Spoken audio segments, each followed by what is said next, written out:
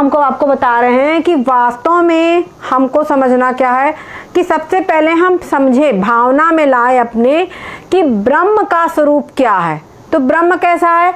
हमारा जहाँ भी जैसे भी जो चिंतन हमारा जा सकता है, जहाँ हमारे मन की कल्पना पहुँच सकती है, वो सब कुछ आगे पीछे ऊपर नीचे दाएं बाएं ऊपर नीचे अंदर बाहर सब कुछ जो चेतन तत्व है वो विद्यमान है और वही ब्रह्म स्वरूप है।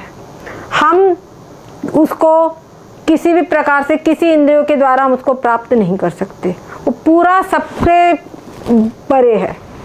उस ब्रह्म सच्चिदानंद में जैसे जिसका शरीर जैसा होता है वैसा उसका तिल होता है। उस ब्रह्म सच्चिदानंद में एक तिल के बराबर त्रिगुणात्मिका प्रकृति है, ये हमने आपको बताया था। तो ये जो त्रिगुणात्मिका प्रकृति हमने जो थोड़े से में बना के बताया था, वो वस्तुतः ये हमने ये पूरा जो बाहर का घेरा बनाया है ये अनादि कल्पित प्रकृति है। तीनों गुणों की साम्यावस्था, इसमें तीनों गुण हैं। तीनों गुण जैसे हवाएं परस्पर में मिली होती है वैसे तीनों गुण परस्पर में मिले हुए हैं, और जो कुछ भी आगे तैयार होगा सब इसी के भीतर में तैयार होगा। ठीक है, और ये सब कुछ ब्रह्म के भीतर में है। ठीक है, तो अनादि कल्पित ये जो प्रकृति है, ये प्रकृति के भीतर में ये माया तैयार हुई, ये तमः प्रधान प्रकृति तैयार हुई और ये अविद्या तैयार हुई। ठीक है, ये तीनों तैयार हुए हैं। अब ये जो तमः प्रधान प्रकृति है, ये जो माया है, इसी के अंदर में चेतन का प्रतिबिंब भी है। ठीक है, और ये जो माया है, ये माया, इस माया के भीतर में तमः प्रधान प्रकृति है, और ये तमः प्रधान प्रकृति इसके भीतर में ईश्वर की इच्छा से क्या हुआ, इस तमः प्रधान प्रकृति से आकाश बना, आकाश से वायु, वायु से तेज, तेज से जल और जल से पृथ्वी तैयार हुई, पृथ्वी बनी।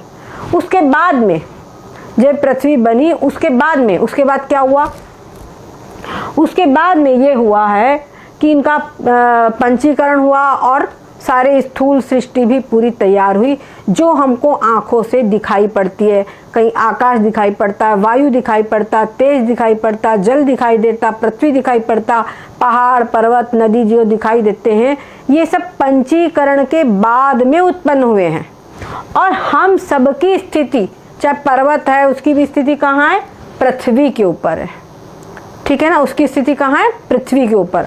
तो आप समझिए कि ये पृथ्वी कितनी बड़ी है, हम लोग पृथ्वी के कितने अंश में हैं। हमारा मकान, हमारा पूरा नगर पृथ्वी के कितने अंश में है बताइए। अगर हम नक्शे में खोजें तो पृथ्वी के कितने अंश में हमारा घर मिलेगा, हमारा पूरा नगर मिलेगा। ठीक है ना, तो बहुत थोड़ा, बहुत अल्प है उस हिसाब से। और पृथ्वी और हम इतने बड़े, हमारा नगर इतना बड़ा, हमारा राज्य इतना बड़ा, भारत इतना बड़ा, और पृथ्वी की आप सोचिए फिर पृथ्वी कितनी बड़ी है।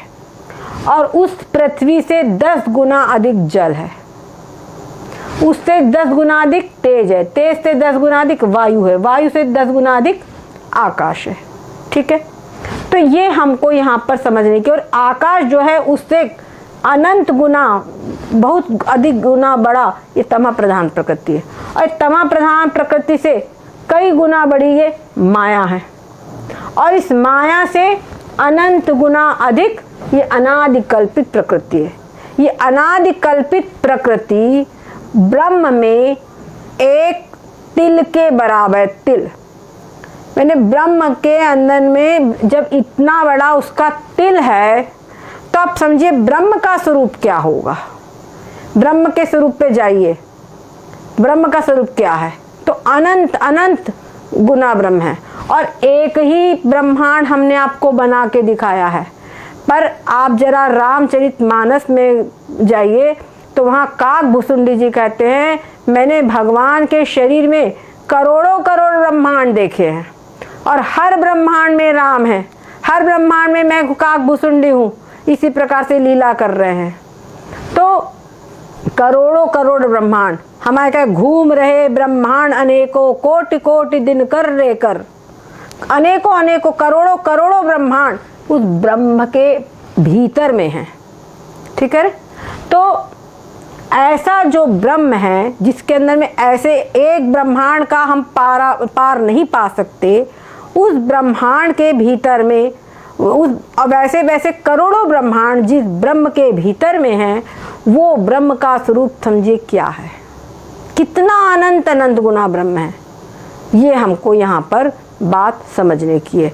तो ये क्या है, हमारी कल्पना से भी परे है, इसकी हम कल्पना भी नहीं कर सकते। तो ये ब्रह्म का स्वरूप है। अच्छा, दूसरी बात आप देखिए, ये जो संसार जो सृष्टि पूरी तैयार हुई है, ये जो इसको कहा जाता है प्रपंच, क्योंकि पंच महाभूतों का ये विशेष विस्तार है, इसलिए इसको कहा जाता है प्रपंच। ठीक है, तो ये प्रपंच हुआ। ठीक है, अच्छा, दूसरी बात, एक बात ध्यान रखिए, जैसे कि मान लीजिए किसी बच्चे ने या किसी ने कोई कार्य नहीं किया है, हमने यहाँ पर कुछ पैसे रखे हैं और हमारे पैसे अचानक चोरी हो गए, तो हमने ढूंढा नहीं मिले, तो हमको क्या लगा, ये हमारे यहाँ एक नौकर आता है ना, इसी ने चुरा लिया। हमको शंका हो गई, हमने उस पर लगा लिया तुमने पैसे चुराए। वो बोले मैंने नहीं चुराया, लेकिन उस पर हमने आरोप लगा दिया। अब उसके बाद में हम अपना बाद में ढूंढे ढांडे, कोई सामान के नीचे दब गए थे, सामान ढूंढा, पुस्तक के नीचे अंदर थे, अचानक पैसे मिल गए। तो हमने क्या बोला कि अरे भैया तुमने पैसे नहीं चुराए, हम गलत थे। ठीक है, पैसे जो है वापस मिल गए, तुमने नहीं चुराए हैं। तो पहले उसने चोरी नहीं किया था, उसको हम कह रहे तूने चोरी किया, ये हो गया आरोप। और बाद में फिर करने भैया तूने नहीं किया, तू साफ है, उसको बाइज्जत बरी कर दिया, वो हो गया अपवाद। ठीक है, तो ऐसे ही ये जो ब्रह्म है, ये अनादि शुद्ध ब्रह्म है। इसमें वास्तव में तीनों गुण, सतोगुण रजोगुण तमोगुण भी कुछ भी नहीं है। ये जो प्रकृति है, ये भी कैसी अनादि कल्पित प्रकृति है। ठीक है, इस प्रकृति के द्वारा हमने, अब क्या होता है, जो जिज्ञासु है, हर कोई महात्मा लोग बोलते हैं, ग्रंथों में लिखा हुआ है कि संसार तीनों काल में नहीं है, संसार तीनों काल में हुआ ही नहीं है, मृग तृष्णावत मिथ्या है, कभी कहा जाता है कि स्वप्नवत मिथ्या है।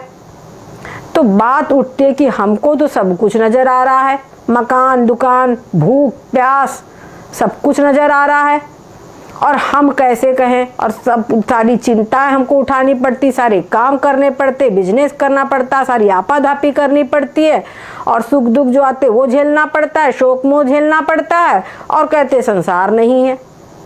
कैसे संसार नहीं है, हमको सब दिख रहा है। तो क्यों दिख रहा है और नहीं है, तो कैसे दिख रहा है, ये संसार कैसे उत्पन्न हुआ है, उनको ये चीज़ दिखाने के लिए ये एक प्रक्रिया हमारे विद्वानों ने बनाई है। उस प्रक्रिया को अंदर में क्या नाम है, क्या हुआ, ये प्रपंच बनाया है। क्या है, ये प्रपंच है। तो प्रपंच का ये जो शुद्ध ब्रह्म है, इसमें प्रपंच बिल्कुल भी नहीं है, फिर भी कहा कि इसमें प्रपंच है। ठीक है, इसमें है नहीं, पर भी कहा कि है, इसलिए कहा प्रपंच का आरोप किया। क्या कहा, प्रपंच का आरोप किया। उसके बाद में फिर कहते हैं कि भाई ये जो कुछ भी हमको सब दिखाई पड़ रहा है, जितना कुछ भी है, ये अनादि कल्पित प्रकृति के द्वारा उत्पन्न है।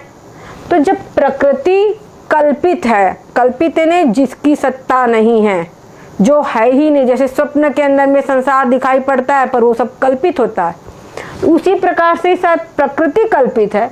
तो जो कल्पित प्रकृति है, तो जैसा उपादान कारण वैसा कार्य, जैसी माँ वैसे बच्चे।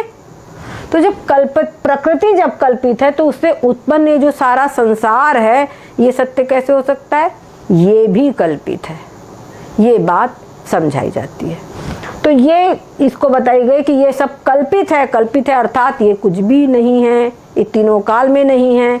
तो जब तीनों काल में नहीं है, तो ब्रह्म कैसा है, शुद्ध ब्रह्म है, ब्रह्म में सब कुछ भी नहीं है। इस प्रकार से ये जो प्रपंच का इन्होंने आरोप किया था, उसका ये कुछ भी नहीं है, ये कहकर इसका अपवाद किया।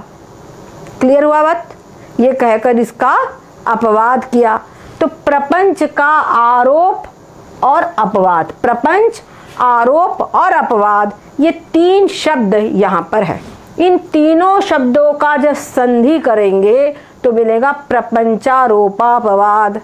आप लोग तो संस्कृत के जानने वाले हैं और हिंदी में भी संधि है, प्रपंच, आरोप और अपवाद, तो प्रपंचारोपापवाद शब्द बन गया। ये जो प्रक्रिया है, जो यहाँ पर ब्रह्म के अंदर में ये सारी सत्य बताया गया है, इस प्रक्रिया का नाम है प्रपंचारोपापवाद। ठीक है, प्रपंचारोपापवादाभ्याम निष्प्रपंच प्रपंचते। प्रपंचारोपापवाद की प्रक्रिया के द्वारा निष्प्रपंच, निष्प्रपंच ने जो ब्रह्म है वो निष्प्रपंच है, प्रपंच रहित है, उसके अंदर में उसको प्रपंच युक्त बताया जाता है। ठीक है, उसमें प्रपंच का आरोप बताया जाता है। ठीक है, तो ये प्रक्रिया, इसी का नाम है प्रपंचारोपापवाद। ये जो हमने आपको सब बताया इसका नाम है प्रपंचारोपापवाद। अच्छा, अब ये प्रपंचारोपापवाद में कुछ चीज़ और हमको समझना है। ये इस प्रकार से, ये इस प्रक्रिया में केवल ये जो ब्रह्म है, इस ब्रह्म, ये ब्रह्म ही केवल एक वास्तविक तत्व है, बाकी सब कुछ जो है कल्पित है। तो ब्रह्म केवल मात्र वस्तु है और बाकी जितना है सब कुछ कल्पित है, ये सब कुछ क्या है, अवस्तु। ठीक है, ब्रह्म को छोड़ के जितना है सब कुछ अवस्तु है। तो प्रपंच में जो आरोप, प्रपंचारोपापवाद की प्रक्रिया, यहाँ बोलते हैं वस्तु में अवस्तु का कथन आरोप है। क्या कहते हैं, वस्तु में अवस्तु का कथन आरोप है। मतलब शुद्ध ब्रह्म में ये संपूर्ण संसार का आरोप, ये संपूर्ण संसार है ऐसा कहना ही आरोप है। उसके बाद में कहते बाध करना, फिर उसके बाद में बाध अवस्तु, अवस्तु है ने ये जो संसार है सारा का सारा, इसका अवस्तु का बाध करके, बाध करके मतलब मिथ्यात्व निश्चय करके, निश्चय करके फिर क्या कहते हैं, केवल शुद्ध ब्रह्म ही है, केवल शुद्ध ब्रह्म ही है, ऐसा जो कथन है उसको कहते अपवाद। यानी सारा कुछ भी है ही नहीं, केवल ब्रह्म है, इसी का नाम है अपवाद। तो इस प्रक्रिया का नाम प्रपंचारोपापवाद है। ठीक है, अब इसका हमको समझने के लिए ये बहुत ही आवश्यक है। अब इस प्रकार से आप अपने दिमाग में ला लीजिए कि पृथ्वी है, इस पृथ्वी पे हम हैं और हमारे पृथ्वी के अंदर में अगर मान कोई भूकंप वगैरह कुछ होता है तो सबसे पहले पृथ्वी के अंदर सब होता है। देखो, जो चीज़ जहाँ से उत्पन्न होती है, जैसे आकाश सबसे पहले हुआ, आकाश से वायु, वायु से तेज, तेज से जल, जल से पृथ्वी। तो जब लय होगा तो ये विपरीत क्रम में लय होगा। सबसे पहले सारा जो कुछ भूकंप आए, ज्वालामुखी आए, कुछ भी होवे, नुकसान, टूट फूट, सारा का सारा पहले पृथ्वी में समाता है ना। और पृथ्वी, हमारे लोगों के जो शरीर नष्ट होते तो पृथ्वी में, चाहे कोई नदी में बहाए, चाहे कोई धरती में उसको स्थान देवे, चाहे हिंदू हो, मुस्लिम हो, सिख हो, ईसाई हो, सबके शरीर धरती को ही समर्पित होते हैं। चाहे चिता में जलाए, जो भी कुछ करे, सब पृथ्वी में ही अर्पित होते हैं, है ना। और पृथ्वी के बाद पृथ्वी जो होती, जब प्रलय काल में जब लय होती है तो सबसे पहले जल में लय होती है। जल जो लय होता है तो तेज में लय होता है, तेज जब लय होता है तो वायु में होता है, और वायु जो होता है तो आकाश में होता है। ठीक है, इसी प्रकार से जो आकाश है, अभी आकाश किससे उत्पन्न बना, तमः प्रधान प्रकृति से। तो ये आकाश तमः प्रधान प्रकृति में लय होता है, और तमः प्रधान प्रकृति यहाँ पे माया में लय होती है। ठीक है, माया जो है वो अनादि कल्पित प्रकृति, इसमें लय होती है। और अनादि कल्पित प्रकृति जो है ये तो कल्पित है, तो कल्पित वस्तु अधिष्ठान स्वरूप होती है। तो ये जो है ये क्या है, ब्रह्म रूप ही है। इस प्रकार से जो ब्रह्म है सो हम, इस प्रकार का चिंतन करने के लिए ये सारी प्रक्रिया बताई गई है। तो इस प्रकार चिंतन करके पहले संसार को समझो कि संसार कैसे दिख रहा है, और उसी प्रक्रिया के द्वारा ब्रह्म को प्राप्त हो जाओ। ये हमारी प्रक्रिया बताने का उद्देश्य है। ठीक है, तो ये हमने आपको बताया, इसको आप खूब अच्छी तरीके से समझ लीजिए। बस इतना आज पर्याप्त है, और आगे भी हमने जब बताया था उसको आप आगे देखना। अच्छा, अब इसके अंदर में कुछ ये हो गया सब, आप लोग अपना इसमें लिख लेना। तो इतना, इसमें से अगर आपको किसी को कुछ पूछना हो तो आप लोग पूछ सकते हैं। वैसे ये प्रक्रिया यहाँ पर आप लोगों के लिए पर्याप्त है। ये जो बाध है और नाश है, इसका अंतर आपको समझ लेना चाहिए। बाध यानी क्या और नाश यानी क्या। बाध ये नहीं होता है, जैसे हम सड़क पे जा रहे हैं, दूर से हमने देखा अरे पानी है, हमने क्या देखा, पानी है, तो चलो भाई थोड़ा पानी लेंगे, हाथ मुंह धोएंगे, पानी पिएंगे, प्यास लग रही है। गए वहाँ पर सड़क पे, दूर गए और तो देखा अरे यहाँ तो कोई पानी वानी कुछ है ही नहीं, यहाँ तो केवल थोड़ी बालू पड़ी हुई है। कई बार डामर रोड पे भी इसी प्रकार की भ्रांति होती है। तो जैसे बालू पड़ी हुई है और कुछ है ही नहीं, बालू ही है यहाँ। अब वापस आ गए अपनी जगह पे, तो यहाँ पे क्या हुआ, यहाँ पानी नहीं है, केवल बालू है। अब अपनी जगह पर आए तो देखिए बिल्कुल पानी दिखाई पड़ रहा है। क्या दिख रहा है, बिल्कुल पानी दिखाई पड़ रहा है। पर अब हम पानी के लिए लोटा लेके जाएंगे नहीं वहाँ, अब हम पानी के लिए वहाँ जाएंगे नहीं कि पानी है चले, अब नहीं जाएंगे वहाँ, ठीक ना। क्यों, क्योंकि यहाँ पानी नहीं है। हमको समझ में आ गया कि यहाँ पे पानी नहीं है, यहाँ पे बालू है।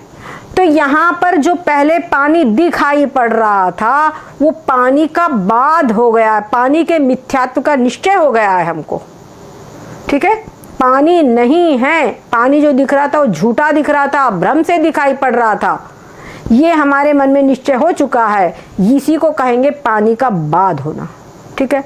और नाश यानी कोई कांच की वस्तु हमारे पास रख के टूट गई, गिर गई, टूट गई, है ना। कोई मकान है, गिर गया, टूट गया, वो हो गया नाश। भूकंप आया, तमाम चीज नष्ट हो गई, ये हो गया नाश, ठीक है। तो नाश और बाध में अंतर हमको समझ लेना चाहिए। तो संसार का बाध होता है, संसार का इन प्रक्रियाओं के द्वारा बाध होता है, नाश नहीं होता।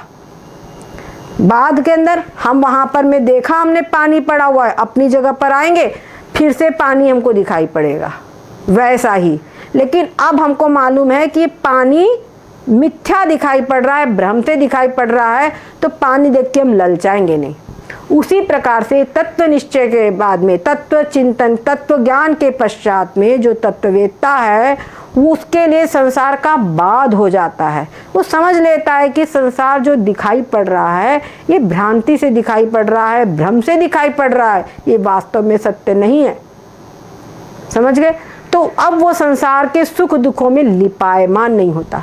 जैसे कि नाटक कहीं चल रहा हो, नाटक कहीं पर चल रहा हो, तो नाटक के अंदर में कोई मरता है, कोई जीता है। पिक्चर हम देखते तो पिक्चरों में कोई न मरता है, कोई जीता है, लड़ाई होती, झगड़ा होता, तमाम कुछ होता है। लेकिन पिक्चर के अंदर में जो सुख दुख हो उसके अंदर में तत्काल, क्योंकि इमोशंस ऐसे होते हैं कि हमको तत्काल सुख दुख हो सकता है, लेकिन उसको लेकर के हम अपना दिमाग नहीं खराब कर लेंगे, उसमें हम लिपायमान नहीं हो जाएंगे, अरे वो मर गया, अरे वो ऐसा हो गया, ऐसा नहीं होगा, है ना।